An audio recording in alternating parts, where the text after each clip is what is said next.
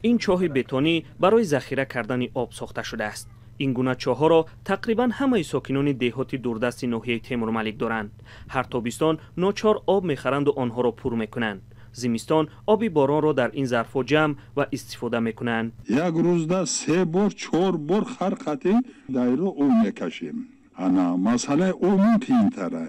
انا وادوزو نه قشقی میکشن. قشقی میکشن.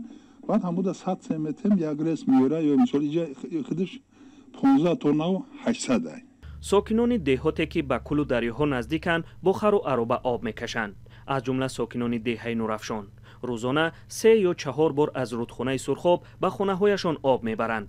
مقامات تیمورمالک میگویند که تلاش دارند مشکلی بی‌آبی مردم را حل کنند. حالا که کاری پروژه دیگه کار شده و صرف نظر اینی ما 2 تا 3 تا خریداری کرده آورده در آب نشوکی در موضعی که جرقل هم موضع قنطرک آب نشوکی تقسیم میکشن ما وصل کردیم نسور را پوست کردیم.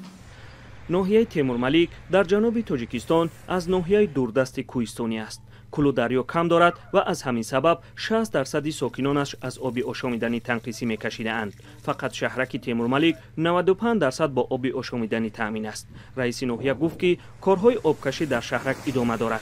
به قول او از پرزیدنت وعده گرفته‌اند و باور دارند که سالهای نزدیک ساکنان تیمورمالک پورا با آب آشامیدنی تامین می شود. که این گفته اجرا می شود معلوم نیست، ولی ساکنان حالا با امید کسی نیستند و خودشان از هر راهی می توانند خانواده ها را با آب تامین می کنند.